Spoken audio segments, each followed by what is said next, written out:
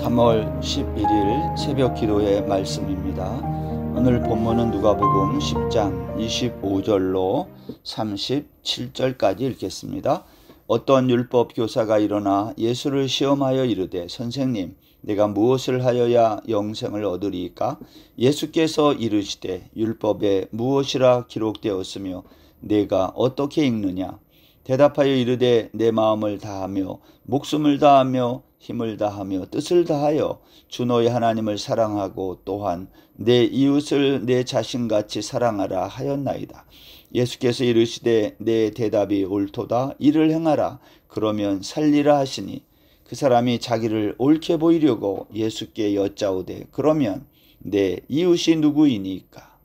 예수께서 대답하여 이르시되 어떤 사람이 예루살렘에서 여리고로 내려가다가 강도를 만나매 강도들이 그 옷을 벗기고 때려 거의 죽은 것을 버리고 갔더라.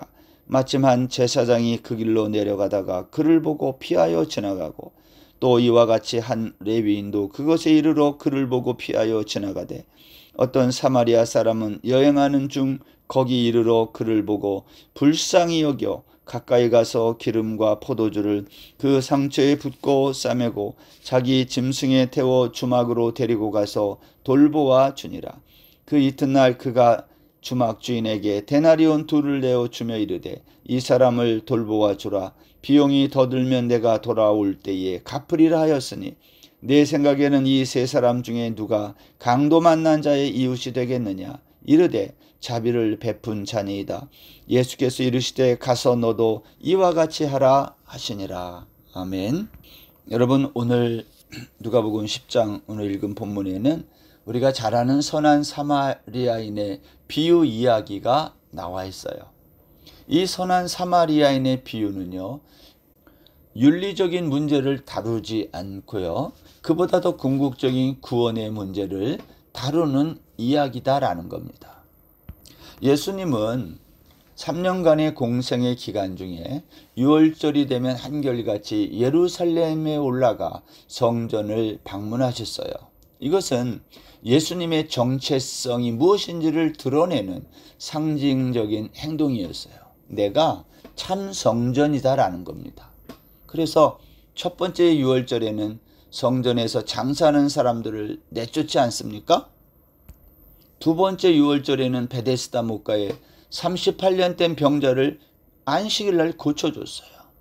그 예수님의 정체성을 나타내는 거거든요. 내가 안식일의 주인이라는 거예요. 세 번째 6월절이 됐을 때 예수님은 예루살렘에 가지 않고 베세다 들로 가서 오병이어의 기적을 베푸셨어요. 내가 하늘에서 내려온 산떡이라는 거죠. 내가 생명의 떡이라는 거죠. 예수님의 정체성을 역시 드러낸 겁니다. 그리고 마지막 네 번째 6월절에는 예루살렘에 올라가서 예수님이 어떻게 돼요? 십자가에 달려 돌아가신 거예요. 그런데 그 마지막 6월절, 네 번째 6월절이 되기 전에 예수님이 먼저 예루살렘에 간 절기가 있습니다. 그때가 언제입니까? 초막절에 가요. 이때 제자들은 베레아 지역에 파송되어 전도하고 있을 때 예수님은 예루살렘에 가서 율법 교사들과 신학 논쟁을 벌였던 거예요. 예수님이 누구인지를 명확하게 드러내신 거예요. 그 논쟁을 통해서. 예수님은 초막절 설교를 통해서 나는 세상의 빛이다. 나는 스스로 오지 않고 아버지께서 나를 보냈다. 아브라함이 나기 전부터 내가 있었다. 유대인들이 들을 때 말도 안 되는 설교를 한 거예요. 한마디로 말하면 내가 메시아, 곧 하나님의 아들이다. 그러자 유대인들은 하나님을 모독하고 자신이 메시아라고 주장한다고 말하면서 결국 예수님을 돌을 들어 죽이려고 한 거 아닙니까? 여러분, 이와 같은 초막절 설교의 배경 속에서 오늘 누가복음 10장 25절이 시작된 거예요. 어떤 율법 교사가 예수님에게 질문하고 답변한 내용이 본문 내용이에요. 여러분, 25절에 보세요. 내가 무엇을 하여야 영생을 얻으리까? 예수님의 설교를 듣던 사람 중에 이 율법 교사가 예수님을 시험하기 위해 질문했다는 거예요. 무엇을 해야 영생을 얻겠습니까? 율법교사에게 있어서 구원이란 무언가 행위를 통해 얻는 것으로 알았다는 거예요. 예수님은 이 질문을 듣고 또 다른 질문으로 답변했어요. 26절. 율법에 무엇이라 기록되었으며 내가 어떻게 읽느냐? 율법교사의 대답은 100점이었어요. 하나님을 사랑하고, 두 번째는 이웃을 사랑하고. 여러분, 율법교사는 예수님의 질문을 듣자마자 마치 자기가 가장 잘 알고 있는 것에 대해서 물어보는 것을 확신하고 정확하게 대답을 한 거예요. 근데 예수님의 질문에 대해서 두 가지를 질문했는데 하나만 답하고 하나에 대해서는 답을 하지 않습니다. 예수님의 첫 번째 질문이 뭐였어요? 율법에 뭐라고 기록됐느냐? 두 번째 질문은 너는 어떻게 읽느냐는 거예요. 그 율법에 기록된 것을. 첫 번째 질문에 대한 대답은 정확하게 했지만 두 번째 질문, 내가 그 말씀을 어떻게 읽느냐에 대해서는 침묵한 거예요.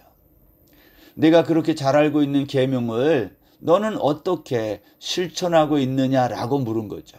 하나님을 사랑하고 이웃을 내 몸과 같이 사랑하라는 계명을 너는 어떻게 지키고 있느냐? 예수님이 이 질문을 하시고 율법교사에게 기대하신 것이 뭐겠어요? 선생님, 예수님에게 율법교사가 이렇게 말해야 맞다는 거예요. 나는 이 계명을 지킬 수 없습니다. 라는 율법교사의 고백을 예수님은 원했던 거예요. 근데 율법교사는 그러한 답을 하지 않았어요. 오히려 재차 질문을 합니다. 그러면 내 이웃이 누구입니까? 율법사는요, 내 이웃이 누구냐고 다시 물었어요. 이유가 뭐죠? 나는 이웃을 사랑하라는 계명을 지킬 만한 자신이 있다는 거예요. 그런데 율법사가 생각한 그 이웃이란 바로 유대인이었다는 거예요. 이때 예수님은 율법 교사의 이런 자신만만한 질문에 허를 찌르는 비유 이야기 하나를 들려주셨는데 그게 선한 사마리아인의 이야기라는 겁니다. 여러분, 이 비유 이야기의 핵심은요, 어려운 일을 당한 사람을 도와주며 착하게 살라는 윤리적인 교훈이 아닙니다. 이 비유 이야기의 핵심은 예수 그리스도가 누구냐는 거예요. 우리가 읽지는 않았지만 38절부터 그 이하에 나오는 마르다와 마리아의 이야기, 이것도 마찬가지예요. 예수님은 이 비유 이야기를 마치고 율법교사에게 이렇게 물었어요. 누가 강도 만난 자의 이웃이 되겠느냐? 내 이웃이 누구입니까? 묻는 율법교사에게 예수님은 누가 강도 만난 자의 이웃이 되겠느냐라고 답변으로 물으신 거예요. 여러분, 여기에 율법교사와 예수님의 질문에 중요한 차이가 있습니다. 율법교사의 질문에는 내가 강조되어 있고요. 예수님의 질문에는 이웃이 강조되어 있어요. 율법교사의 질문에는 내가 중심이고 이웃이 주변이에요. 그러나 예수님의 질문에는 이웃이 중심이고 내가 주변이에요. 내가 누구의 이웃이 되어야 하는가에 초점을 맞추는 사람과 누가 나의 이웃이 되어야 하는가에 초점을 맞추는 사람은 정반대의 삶을 살 수밖에 없다는 겁니다. 여러분, 오늘 예수님의 비유 이야기에서 강도 만난 자가 누구겠어요? 예수님은 강도 만난 자가 바로 너다, 율법교사에게 말하는 거예요. 이 율법교사는 거의 죽어가고 있는 자신의 상태를 모른 거예요. 이 율법교사에게 이웃은 누구이어야 합니까? 예수님이 이웃인 거예요. 그런데 이 율법교사는 자기 이웃인 예수님을 몰랐어요. 그는 자기의 이웃이 제사장, 레위인, 그리고 유대인들이라고 생각했어요. 그는 이웃이 누구인지 살펴보고 사랑하고 싶었어요. 그런데 예수님은 사마리아인을 등장시켜서 율법 교사가 생각하는 이웃의 범위를 확장시켜 준 거예요. 어떻게 사마리아인을 내 이웃의 범위에 넣을 수 있을까? 결코 그럴 수 없어요. 나에게 입에 담지 못할 욕설을 퍼붓고 나의 마음을 힘들게 하는 그 사람을 어떻게 나의 이웃의 범주에 넣을 수 있습니까? 그럴 수 없다는 거예요. 그런데 예수님은 우리가 이웃이라고 전혀 생각하지 않는 사람을 이웃이라고 말씀한 거예요. 우리가 전혀 생각하지 않은 부정한 사마리아인이 강도 만난 사람을 도왔다는 거예요. 유대인들이 꿈에서조차 한 번도 생각하지 않는 나사렛 예수가 하나님의 아들 메시아로 이 땅에 오셔서 강도 만난 자와 같은 자신들, 율법 교사와 같은 그러한 유대인들을 구원하러 온 사마리아인이었다는 거예요. 이 세 사람 중에 누가 강도 만난 자의 이웃이 되겠느냐라는 질문에 율법사는 사마리아인입니다 하지 않고 뭐라고 그랬어요? 자비를 베푼 자니이다 이렇게 말했어요. 사마리아라는 말을 입에 담고 싶지 않은 거예요. 자비를 베푼 자입니다. 예수님이 이 말을 들으시고 이렇게 얘기했어요. 가서 너도 이와 같이 하라. 사랑하는 성도 여러분, 예수님은 강도 만난 유대인들의 이웃이 되기 위해 율법을 어기셨어요. 안식일법을 어기셨고요. 성전을 사흘 만에 헐고 다시 짓겠다고 유대인들이 볼 때 성전을 모독했어요. 하나님과 동등하다고 주장하심으로 신성을 모독했어요. 그 결과 유대인들의 손에 의해 예수님은 십자가에 사형당하신 거예요. 예수님은 강도 만난 자를 도와주려다가 자신이 위험에 처해지는 것을 아셨어요. 기름과 포도주를 다 붓고 나면 이제 자신이 필요할 때 사용할 수 없다는 것도 아셨어요. 그럼에도 불구하고 강도 만난 자를 도우셨어요. 이게 하나님의 사랑입니다. 너도 가서 일을 행하라. 그러면 살리라. 여러분, 율법을 지키는 것은요, 사랑을 실천하는 거지 말하는 게 아니에요.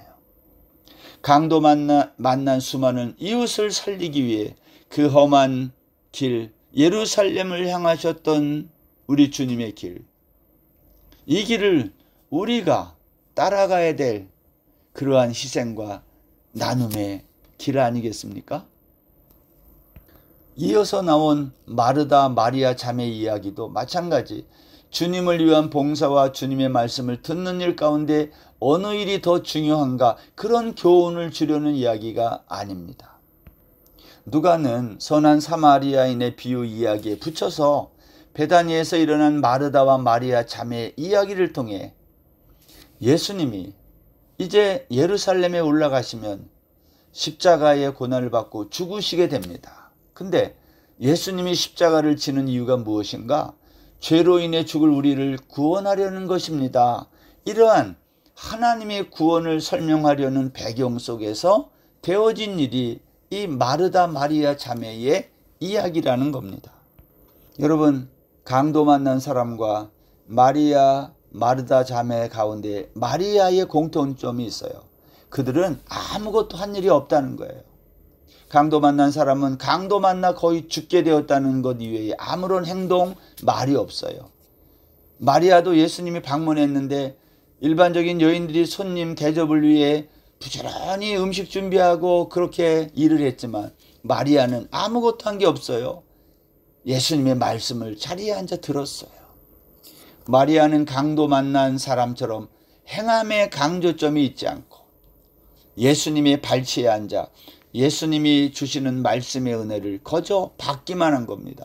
어떻게 보면 염치 없어 보이는 거예요. 그런데 이게 복음이고 이것이 구원이에요. 41절에 보면 마르다야 마르다야 내가 많은 일로 염려하고 근심하나, 예수님이 그렇게 마르다에게 얘기해요. 구원에 대하여 마르다와 같은 태도를 갖는 분들이 있어요. 많은 일을 하면서 염려하고 근심하는 사람들. 여러분, 왜 우리가 구원에 대하여 염려하고 근심합니까? 내가 해보려고 하니까 염려하게 되고 근심하는 거예요. 구원에 있어서 아담적 존재인 우리는 아무것도 할 수 있는 일이 없어요. 우리는 그냥 마리아처럼 가만히 있으면 되는 거예요. 강도 만난 사람처럼 할 수 있는 일이 없어요. 이게 우리의 모습이에요. 그럼에도 불구하고 우리는 구원을 위해 뭔가를 해보려고 하는 율법사와 마르다와 같이 살 때가 많다는 거예요. 42절을 보면 예수님이 이렇게 얘기했어요. 몇 가지만 하든지 혹은 한 가지만이라도 족하니라. 마리아는 이 좋은 편을 택하였으니 빼앗기지 아니하리라. 여러분, 구원을 위해서 필요한 일은 오직 한 가지라는 거예요. 그게 뭘까요? 주의 말씀을 듣는 거예요. 왜 주님의 말씀을 듣는 것이 구원입니까? 로마서 10장 17절에서 말한 것처럼 믿음은 들음에서 나기 때문이며 들음은 그리스도의 말씀으로 말미암기 때문입니다. 마리아는 이것을 선택했다는 거예요. 저는 이 말씀에서 마르다의 봉사가 무시되어야 하냐? 그렇게 말하는 게 아닙니다. 마르다의 봉사 귀하게 여김 받아야 됩니다. 그러나 마리아의 선택은 복음적인 구원이 무엇인지를 우리에게 잘 보여주고 있어요. 사랑하는 성도 여러분, 구원이 무엇인지를 오늘 누가복음 10장에서 선한 사마리아인의 비유 이야기와 마르다, 마리아의 이야기를 통해서 잘 깨닫는 귀한 은혜가 있기를 바랍니다. 기도하겠습니다. 하나님, 참된 구원이 무엇인지를 새롭게 깨닫는 복된 하루 되게 하여 주옵소서. 우리가 할 수 있는 일이 정말 없지만 오늘도 주님의 은혜만을 구하고 주의 말씀이 들리는 자리에 앉아 있었던 마리아처럼 주의 말씀을 듣고 하나님의 놀라운 구원을 경험하는 저희의 삶이 되게 하여 주옵소서. 예수님의 이름으로 기도드립니다. 아멘.